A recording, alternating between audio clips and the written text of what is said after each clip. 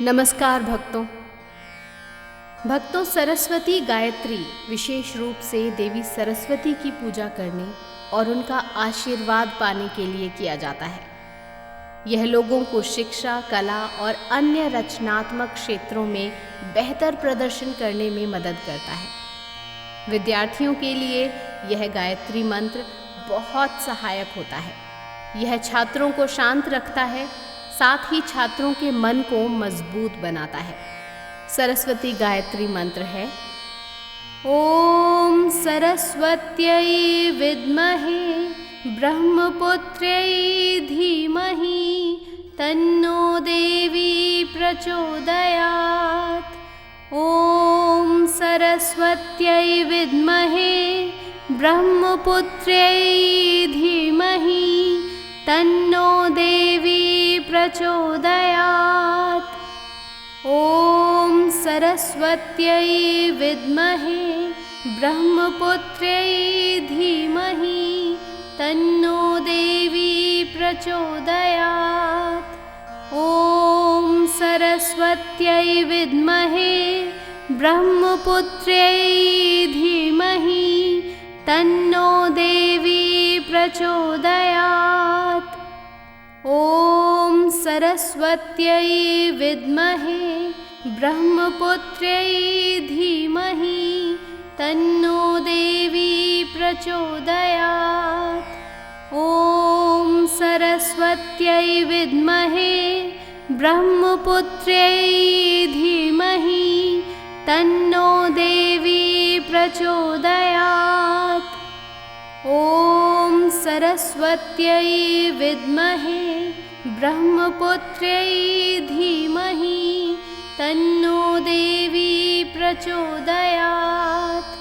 ओम सरस्वत्यै विद्महे ब्रह्मपुत्र्यै धीमहि तन्नो देवी प्रचोदयात्। ओम सरस्वत्यै विद्महे ब्रह्मपुत्र्यै धीमहि तन्नो देवी प्रचोदयात्। ओम सरस्वत्यै विद्महे ब्रह्मपुत्र्यै धीमहि तन्नो देवी प्रचोदयात्। ओम सरस्वत्यै विद्महे ब्रह्मपुत्र्यै धीमहि तन्नो देवी प्रचोदयात्। ओम सरस्वत्यै विद्महे ब्रह्मपुत्र्यै धीमहि तन्नो देवी प्रचोदयात्।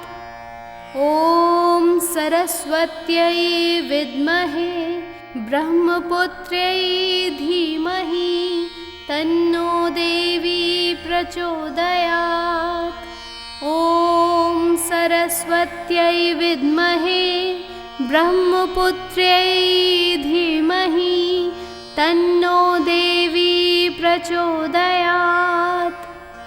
ओम सरस्वत्यै विद्महे ब्रह्मपुत्र्यै धीमहि तन्नो देवी प्रचोदयात्। ओम सरस्वत्यै विद्महे ब्रह्मपुत्र्यै धीमहि तन्नो देवी प्रचोदयात्।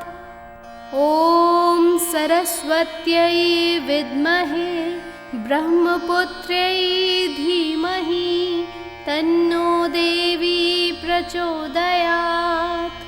ओम सरस्वत्यै विद्महे ब्रह्मपुत्र्यै धीमहि तन्नो देवी प्रचोदयात्। ओम सरस्वत्यै विद्महे ब्रह्मपुत्र्यै धीमहि तन्नो देवी प्रचोदयात्। ओम सरस्वत्यै विद्महे ब्रह्मपुत्र्यै धीमहि तन्नो देवी प्रचोदयात्। ओम सरस्वत्यै विद्महे ब्रह्मपुत्र्यै धीमहि तन्नो देवी प्रचोदयात्। ॐ सरस्वत्यै विद्महे ब्रह्मपुत्र्यै धीमहि तन्नो देवी प्रचोदयात्।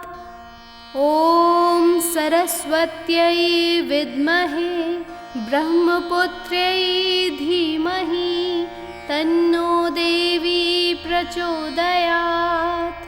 ॐ सरस्वत्यै विद्महे ब्रह्मपुत्र्यै धीमहि तन्नो देवी प्रचोदयात्। ॐ सरस्वत्यै विद्महे ब्रह्मपुत्र्यै धीमहि तन्नो देवी प्रचोदयात्। ॐ सरस्वत्यै विद्महे ब्रह्मपुत्र्यै धीमहि तन्नो देवी प्रचोदयात्। ॐ सरस्वत्यै विद्महे ब्रह्मपुत्र्यै धीमहि तन्नो देवी प्रचोदयात्।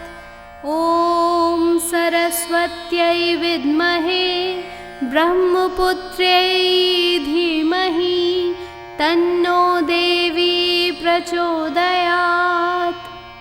ॐ सरस्वत्यै विद्महे ब्रह्मपुत्र्यै धीमहि तन्नो देवी प्रचोदयात्। ॐ सरस्वत्यै विद्महे ब्रह्मपुत्र्यै धीमहि तन्नो देवी प्रचोदयात्। ॐ सरस्वत्यै विद्महे ब्रह्मपुत्र्यै धीमहि तन्नो देवी प्रचोदयात्। ॐ सरस्वत्यै विद्महे ब्रह्मपुत्र्यै धीमहि तन्नो देवी प्रचोदयात्। ॐ सरस्वत्यै विद्महे ब्रह्मपुत्र्यै धीमहि तन्नो देवी प्रचोदयात्।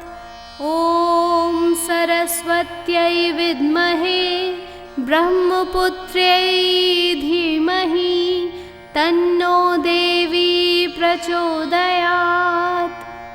ॐ सरस्वत्यै विद्महे ब्रह्मपुत्र्यै धीमहि तन्नो देवी प्रचोदयात्।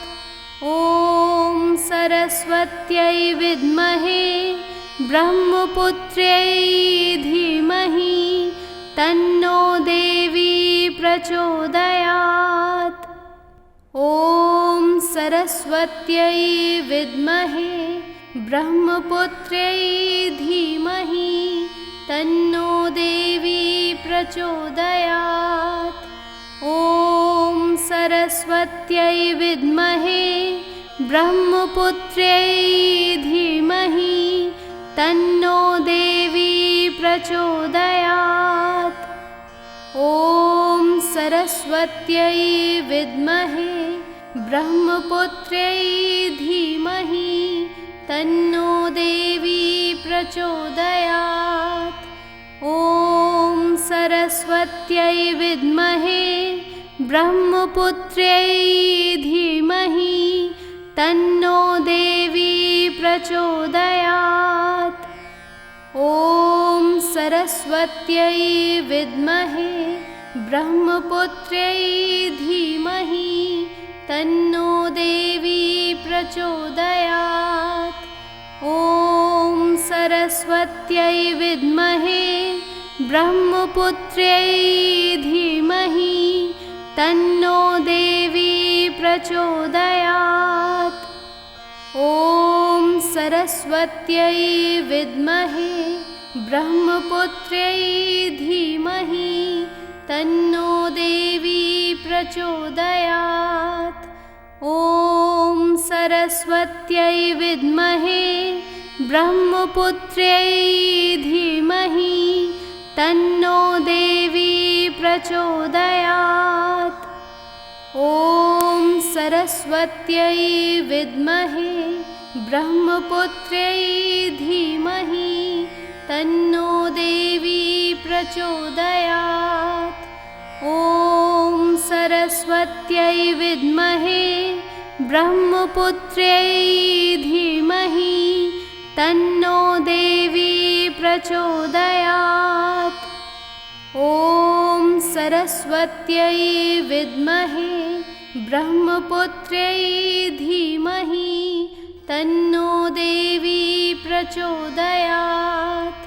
ॐ सरस्वत्यै विद्महे ब्रह्मपुत्र्यै धीमहि तन्नो देवी प्रचोदयात्। ॐ सरस्वत्यै विद्महे ब्रह्मपुत्र्यै धीमहि तन्नो देवी प्रचोदयात्। ॐ सरस्वत्यै विद्महे ब्रह्मपुत्र्यै धीमहि तन्नो देवी प्रचोदयात्। ॐ सरस्वत्यै विद्महे ब्रह्मपुत्र्यै धीमहि तन्नो देवी प्रचोदयात्। ॐ सरस्वत्यै विद्महे ब्रह्मपुत्र्यै धीमहि तन्नो देवी प्रचोदयात्। ॐ सरस्वत्यै विद्महे ब्रह्मपुत्र्यै धीमहि तन्नो देवी प्रचोदयात्। ॐ सरस्वत्यै विद्महे ब्रह्मपुत्र्यै धीमहि तन्नो देवी प्रचोदयात्। ॐ सरस्वत्यै विद्महे ब्रह्मपुत्र्यै धीमहि तन्नो देवी प्रचोदयात्। ॐ सरस्वत्यै विद्महे ब्रह्मपुत्र्यै धीमहि तन्नो देवी प्रचोदयात्। ॐ सरस्वत्यै विद्महे ब्रह्मपुत्र्यै धीमहि तन्नो देवी प्रचोदयात्। ॐ सरस्वत्यै विद्महे ब्रह्मपुत्र्यै धीमहि तन्नो देवी प्रचोदयात्। ॐ सरस्वत्यै विद्महे ब्रह्मपुत्र्यै धीमहि तन्नो देवी प्रचोदयात्। ॐ सरस्वत्यै विद्महे ब्रह्मपुत्र्यै धीमहि तन्नो देवी प्रचोदयात्। ॐ सरस्वत्यै विद्महे ब्रह्मपुत्र्यै धीमहि तन्नो देवी प्रचोदयात्। ॐ सरस्वत्यै विद्महे ब्रह्मपुत्र्यै धीमहि तन्नो देवी प्रचोदयात्। ॐ सरस्वत्यै विद्महे ब्रह्मपुत्र्यै धीमहि तन्नो देवी प्रचोदयात्। ॐ सरस्वत्यै विद्महे ब्रह्मपुत्र्यै धीमहि तन्नो देवी प्रचोदयात्। ॐ सरस्वत्यै विद्महे ब्रह्मपुत्र्यै धीमहि तन्नो देवी प्रचोदयात्।